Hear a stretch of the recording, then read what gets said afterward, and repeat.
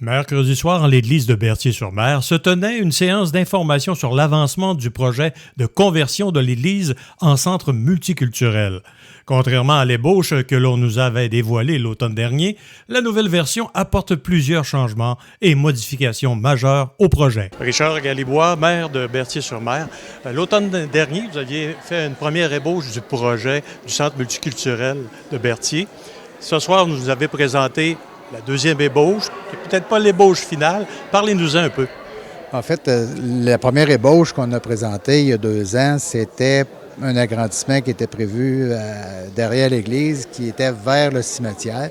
Les circonstances faisaient en sorte qu'on hésitait à aller vers ce côté-là parce qu'on nous a dit on devrait probablement aller vers le cimetière. On ne voulait pas tomber dans l'exhumation, ces choses-là. On ne voulait pas non plus faire en sorte de déplacer des tombes ou quoi que ce soit. Donc, on a décidé de rechanger le plan en collaboration avec la firme ABCP. La firme nous a proposé un deuxième plan qui était plus ou moins à notre goût. Donc, on les a refait travailler sur un troisième et dernier plan qui a été présenté ce soir, qui est quand même intéressant, très intéressant. C'est des esquisses, on s'entend, mais le projet comme tel va être à peaufiner et à présenter dans une chose finale éventuelle. Ce qui a été souligné ce soir, c'est dans la première version, on faisait aussi une rénovation du côté du dépanneur avec l'édifice de l'hôtel de ville et la bibliothèque au deuxième. Un endroit attractif avec beaucoup de verdure. Ça a changé, pourquoi? Mais ça n'a pas vraiment changé. Disons qu'on a voulu concentrer toutes les infrastructures dans le même endroit pour bénéficier le plus possible de subventions qui sont admissibles à des municipalités.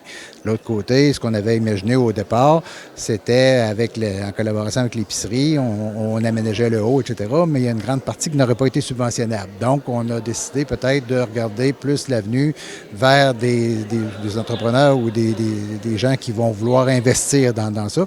Et on tient encore à l'idée de, justement, peut-être faire en sorte que le bâtiment accueille divers services à la population. Là. On peut penser pharmacie, on osait espérer un guichet automatique, mais on ne sait pas si on ira là, mais on osait espérer des choses de même, d'autres services en plus de celui de dépanneur. Vous avez parlé du budget, qu'il faut les 10 millions.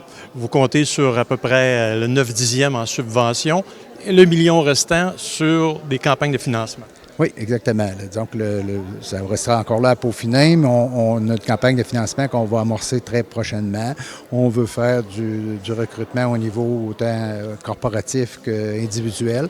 Il y aura sûrement la vente des bancs qui vont rapporter des sous. On veut faire des activités qui vont rapporter des sous également. Ça s'est fait dans les paroisses avoisinantes. On ne réinventera pas la roue, mais effectivement, on a des projets de peut-être faire une loterie et différentes activités pour financer. Puis comme je disais aussi durant la rencontre, on a des actifs qui peuvent être, qui ne nous coûteront plus rien. Donc, ces gens-là vont être réinvestis dans le projet qu'on présente ce soir. Finalement, ils étaient environ 150 au rendez-vous pour entendre les explications du maire et de différents intervenants locaux et de la MRC. Et les prochaines étapes dépendront en grande partie de la réponse de demandes de subventions faites à divers paliers gouvernementaux. Mario Lacombe à Berthier-sur-Mer pour CMA TV.